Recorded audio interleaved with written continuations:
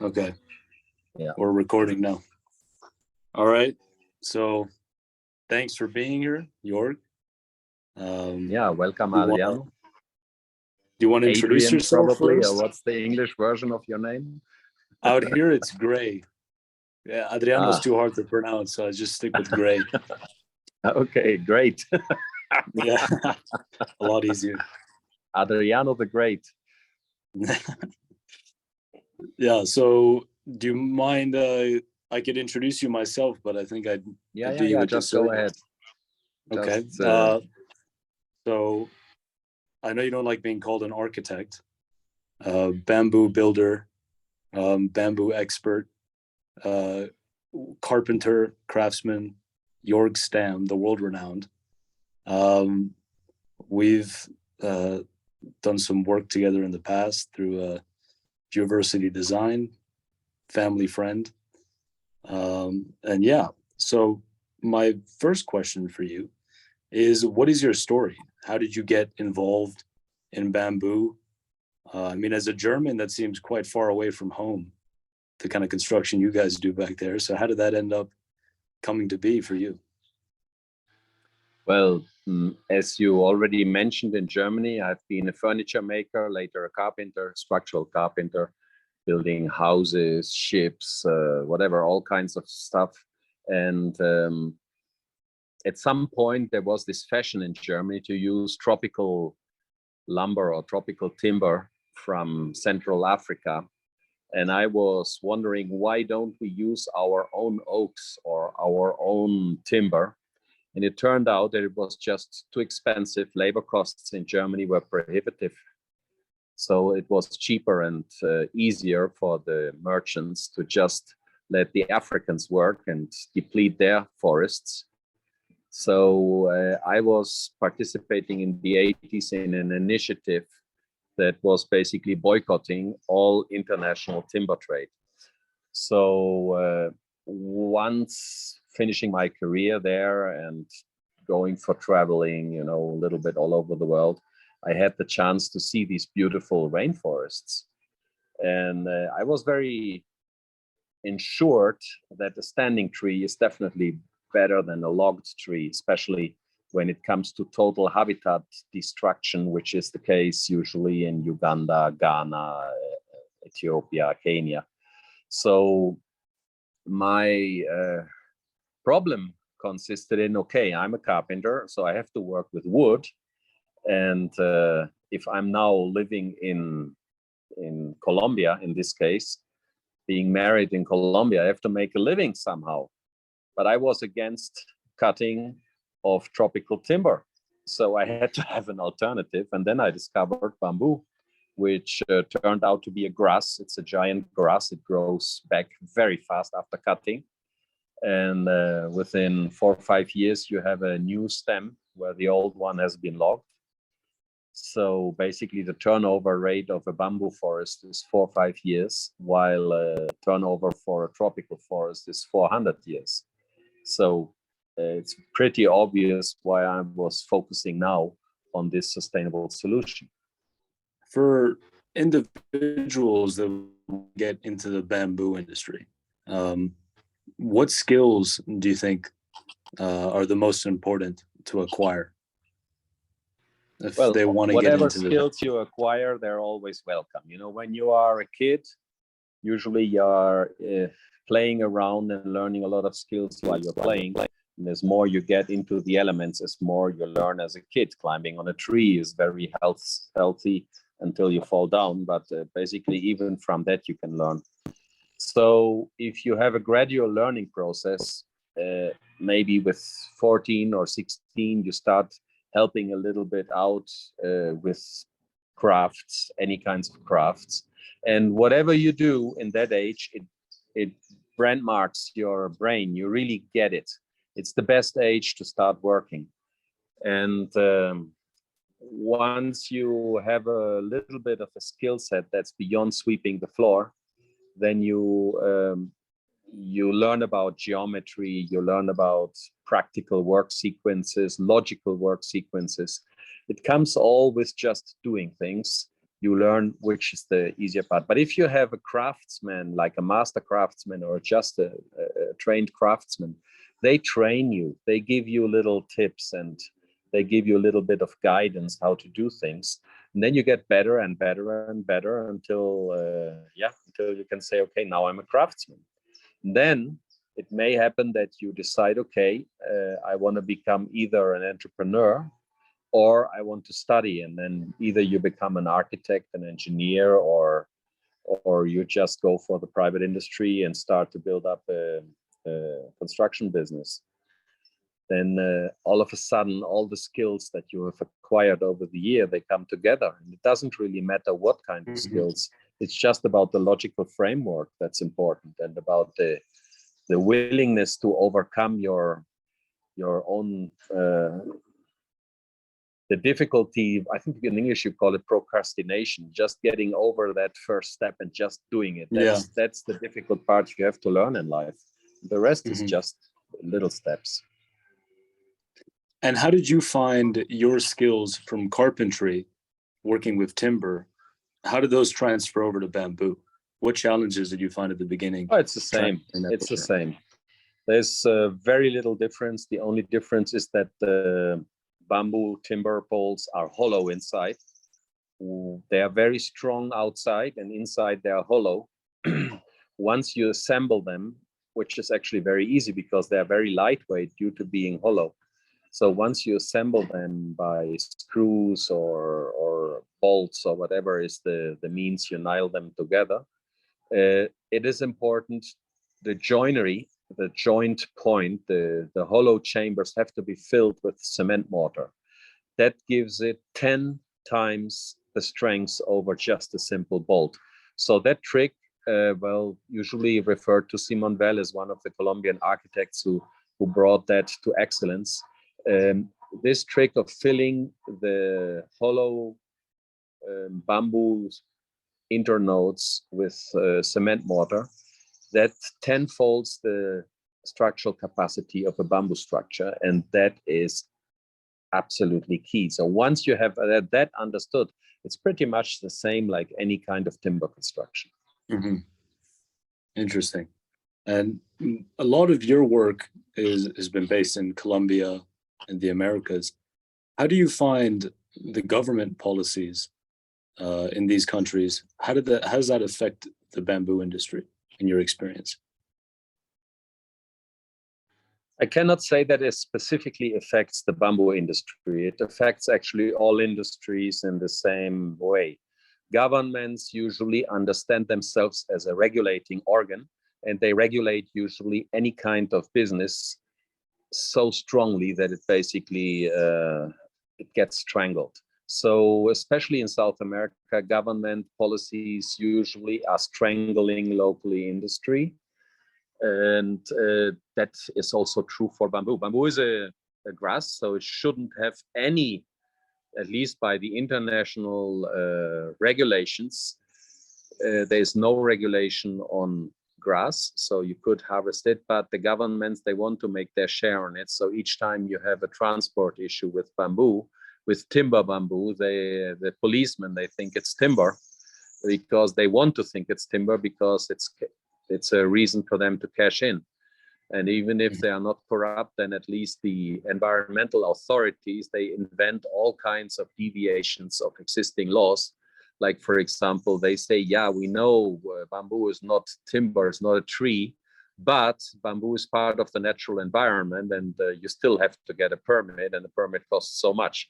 So it's just a way of the parasitic attitude of all governments in the world. There's no difference.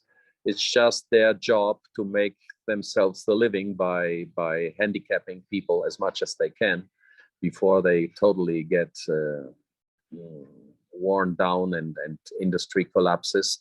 But on the other hand, they should at least, when they cash in, they should at least do reforestation and natural replanting of trees and giving children's care or daycare or schools. They should give them instructions to learn how to plant the tree and stuff like that, then I would probably accept these kinds of regulations. But that is unfortunately not the case. I hope in Uganda you are a step ahead. I've heard you have a government policy now where you're really enhancing the recovery of the rainforest and plant material in general. I hope that is what you are doing there.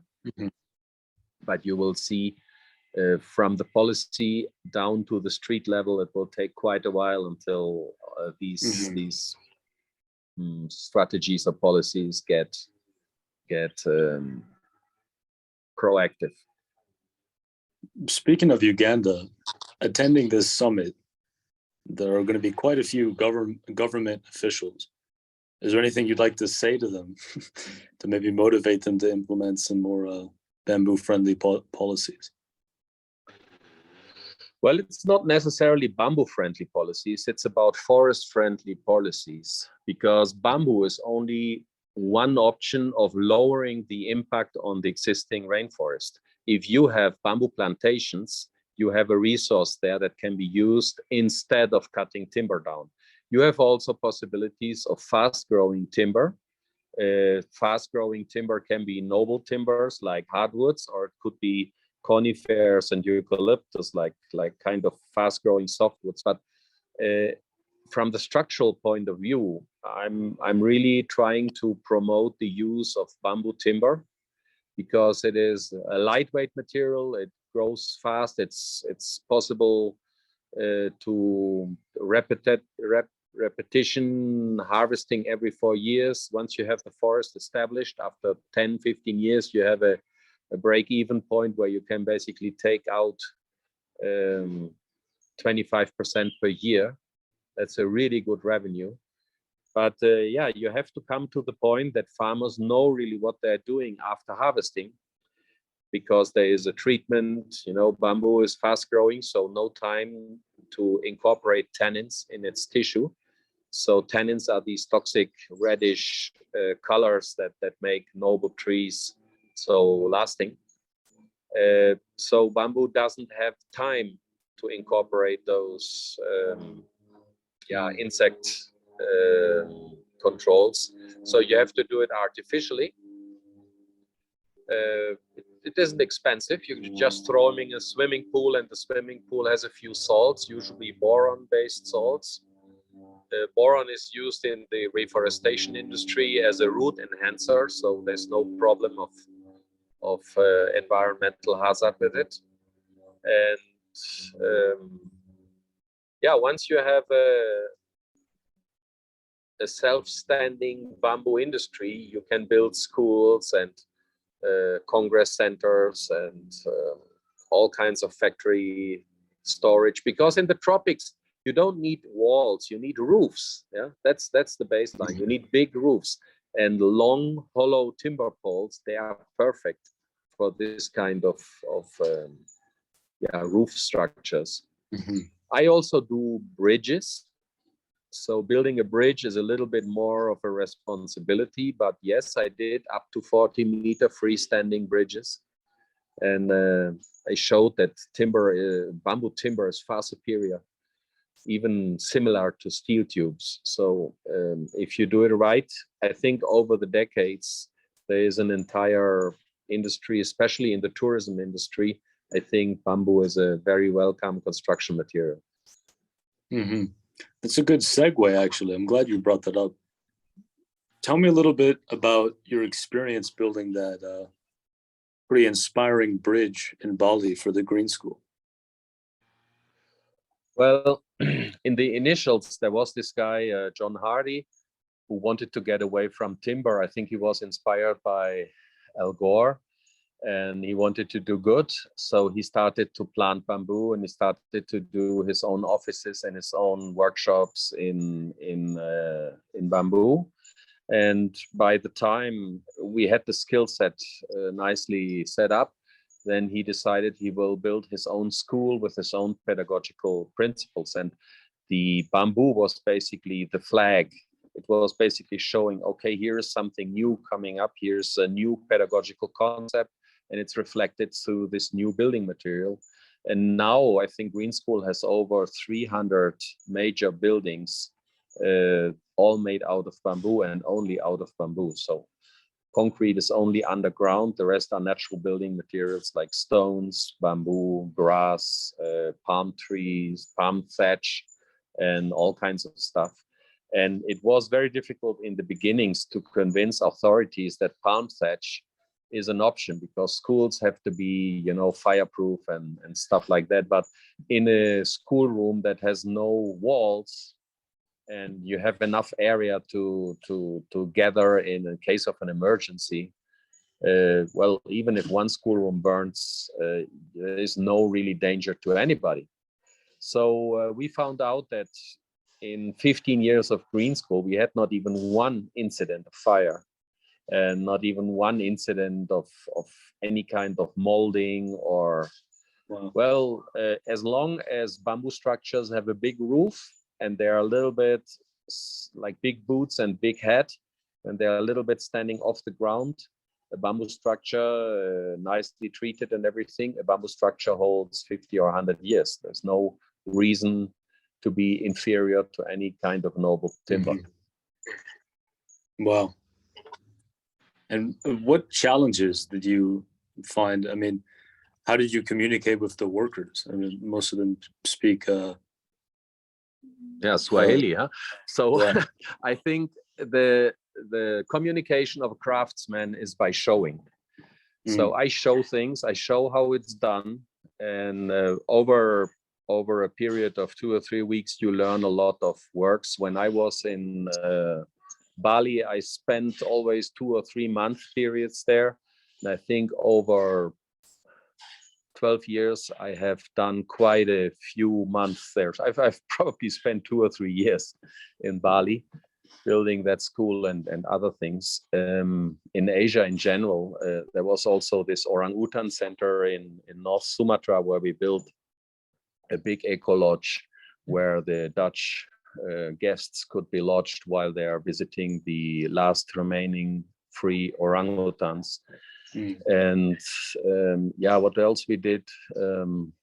We created an orangutan haven, which is basically a kind of a nursery home for the orangutan kids to get readapted to the wild after being kidnapped and put as pets. They become readapted and they get liberated in areas where the orangutans have been extinct previously. And I'm happy to help in conservation initiatives, and also in other parts in Vietnam. I was doing something for tigers and elephants, like a tourist trail. We had to build tree houses so the tigers wouldn't eat the tourists. So over the years, there are quite funny things coming up.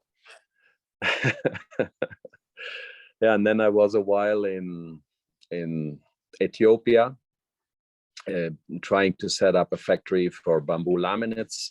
Also in Kenya, I did a job for some governmental agency to set up a factory where we can build crafts, handicrafts, and furniture in bamboo. I worked a while for the UN as a contractor for doing these kinds of bamboo initiatives, like all kinds of staff training and community training. So nowadays I'm mainly here in South America, so less traveling, but I'm building Green School Mexico now. Oh, wow. And we're also having a huge project in Bangladesh coming up. So everywhere a little bit, pushing the boundaries of bamboo. Another thing, what are the main design principles you follow when building with bamboo? Well, I think the most important thing is, first, don't harm the environment while you're harvesting that stuff. Or if you have an impact, at least let it be as small as possible and compensated by reforestation. Second is, in the construction part, you have to have very good footings and a very good overhang. And this can be resumed to the design principle of big boots and big head. So just creating that. Then it's very important to do bamboo treatment. So once you have the poles coming in, you better do some soaking in a salt solution, ideally a bitter salt solution like borax. Sea salt doesn't work very well. You would have to do it like 10 times to get the same result. And yeah, it's not a significant cost factor. It's more a labor factor to get this done. But once you have a nicely treated bamboo culm, nicely selected by diameter and straightness and stuff like that, once you have that in a storage, you can build as with any other construction material. It is as fast and as long lasting as any other building material. It's just that the supply chain is a little bit challenging for now.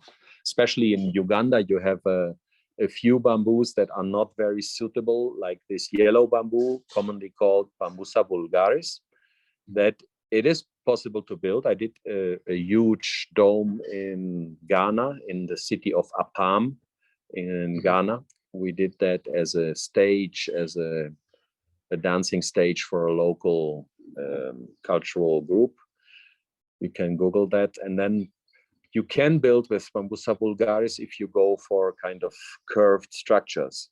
But Bambusa vulgaris is of all the timber bamboos is pretty much the one I least use, because it's very sweet. It needs a very strict protocol to be treated because insects love that stuff. It's like a nice dinner for them. So you really have to do a little bit more salt, a little bit more salt concentration in the pool than with normal bamboo, like Dendrocalamus asper or whatever you have in your area.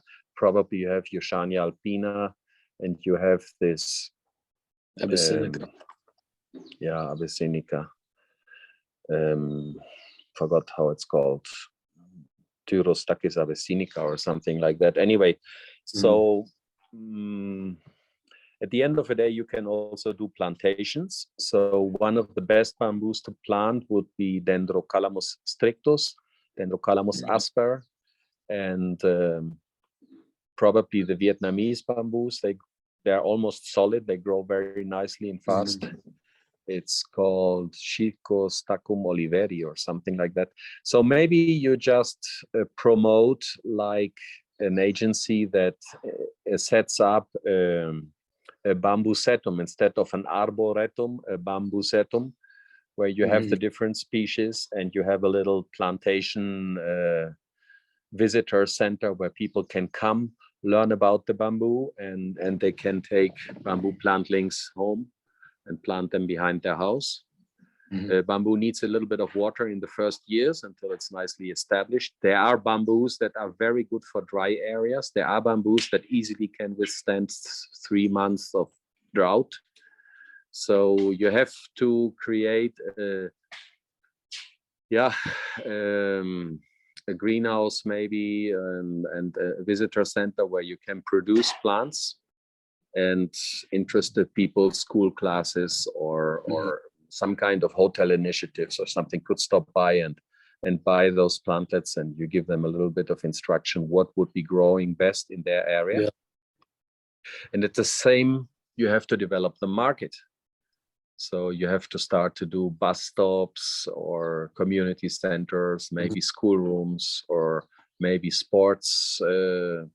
How do you call this? Like a roof over a football field or something. Something like 20 by 40 meter or something. That should be possible.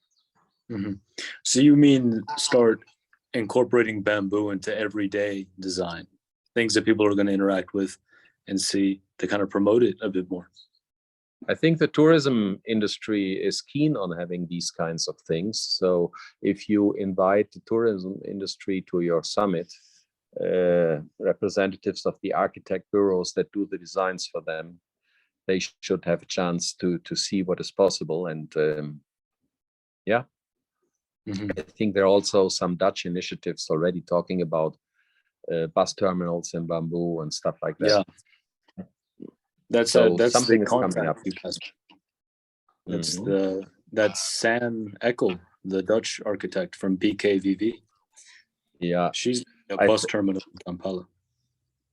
yes, but then the other things is private industry. I think sometimes it's easier to work with the private industry. It's more pushy. It's faster, and they need to come up within 3-4 months with the structure, and that's what I do usually. I come in and build a hotel in half a year or so.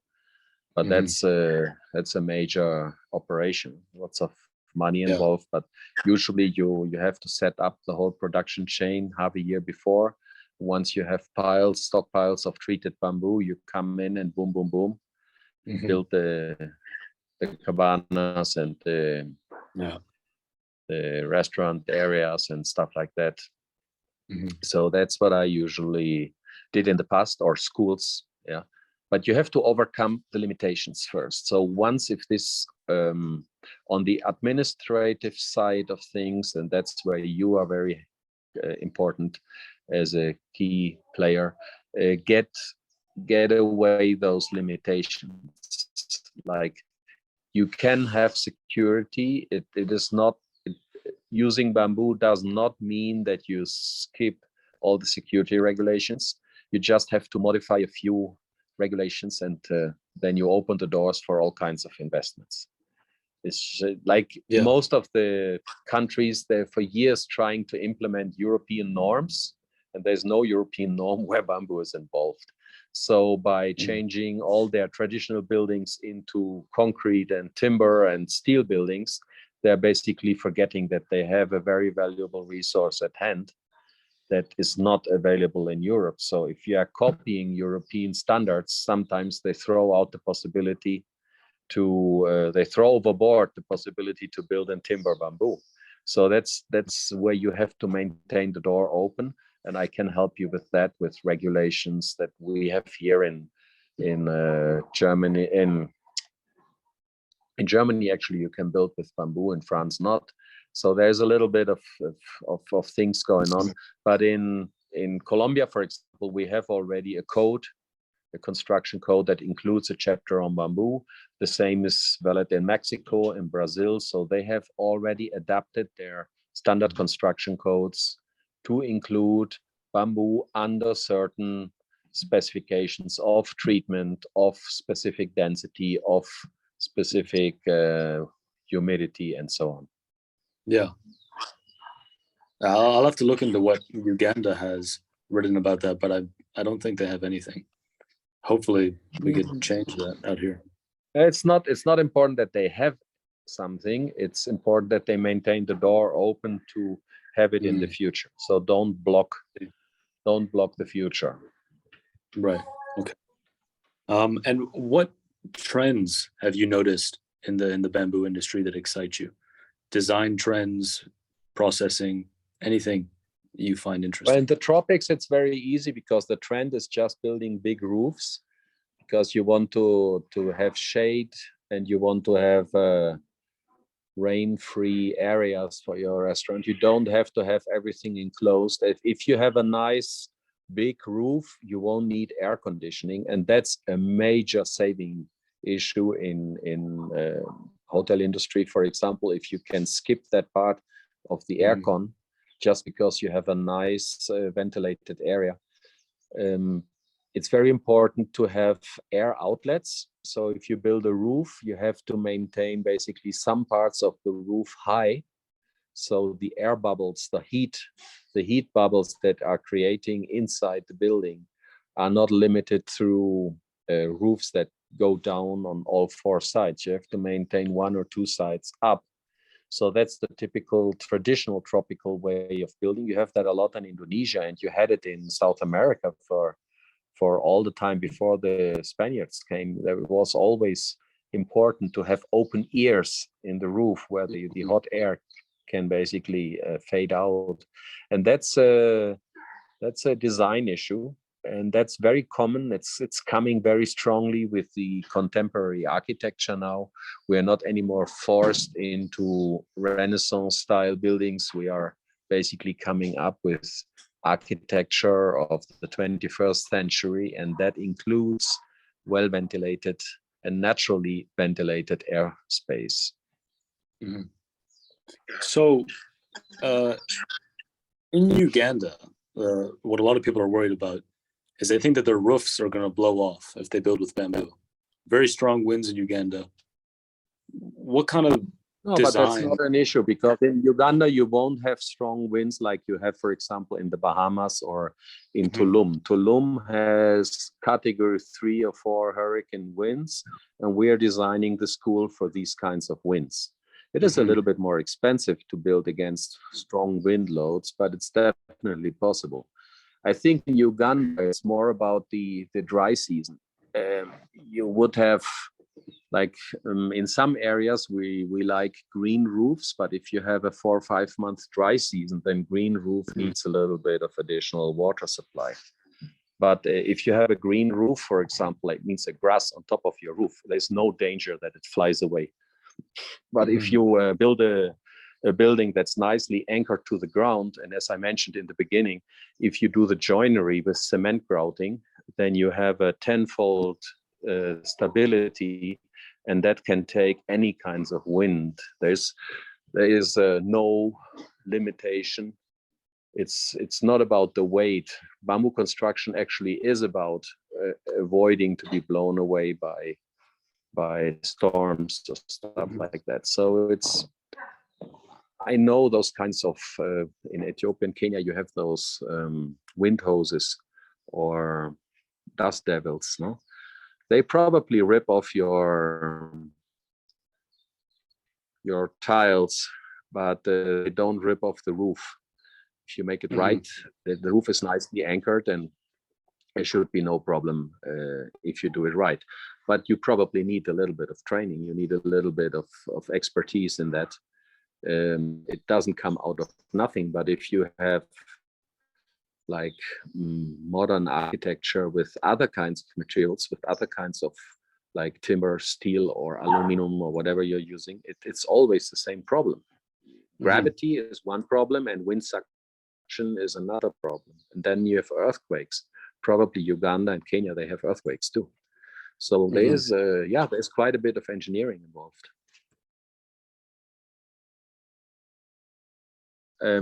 I have 2 principles. One is use the bamboo that you have at hand. So it doesn't make much sense to bring it in from other countries. If you have bamboo growing in the corner of your property, which is not necessarily the thickest and the nicest and straightest bamboo, but if you learn how to build with that bamboo on first hand, and if you start planting others in some areas of the country that have a nice appropriate climate and that are not necessarily agricultural areas, like stony grounds, for example. If you have a field that cannot be machined, so it's not a competition for future agricultural project, so you can have those slopes or those stony areas reforested with bamboo.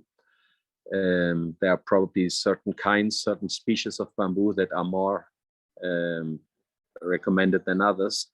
But if you start with what you have and then you come up with additional species, that's the way to go. And the other thing is you have a lot of craftsmen, masons, carpenters already trained. I think there are national training organizations who already do the formation of craftsmen, and you just give them some additional courses, and you build up a critical mass of craftsmen and private entrepreneurs that do the hard job.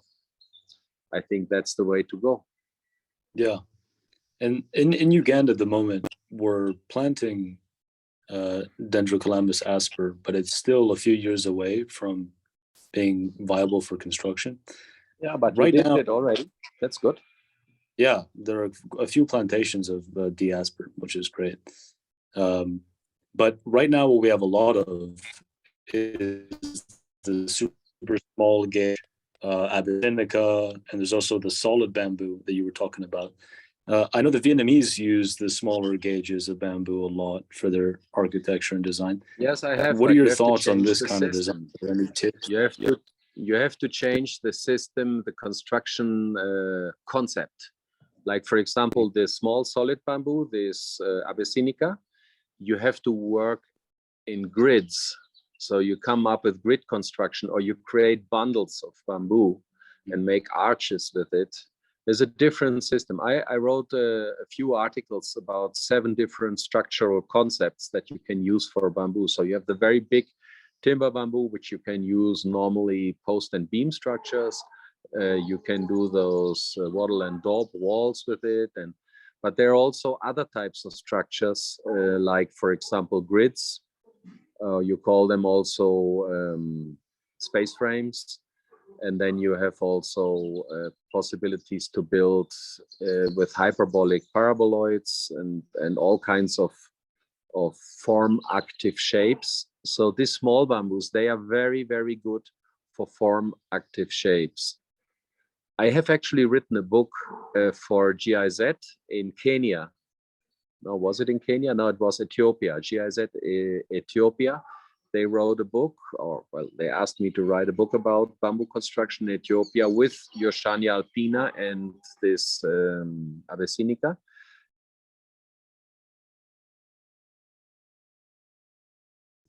Well, for this summit, we're going to be building a parabolic tower. The first one is going to be just a small prototype so that participants can engage in the process and everything. But then after that, we're building an 8-meter tall one.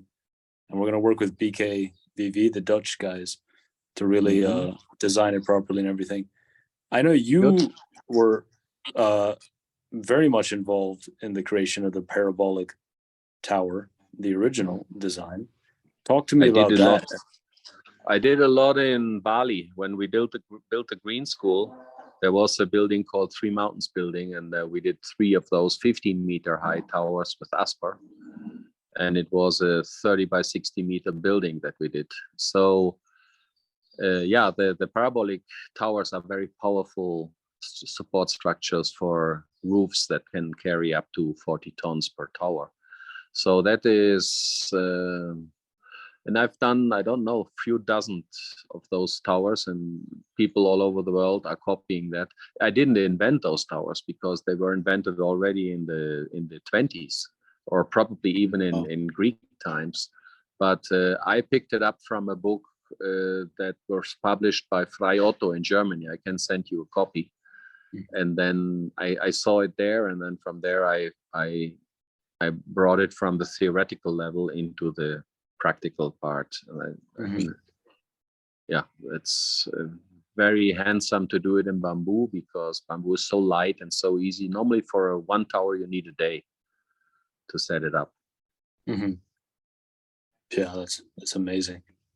Anyway, Jörg, it's been great. Thank you for your time. Very much. Yeah, welcome. And thank you for picking up the seeds I planted, and now you're nurturing them. Best regards to your dad and to your mom. Bye-bye. Thank you. Take care. Good luck in Costa Rica. Thank you. Bye-bye.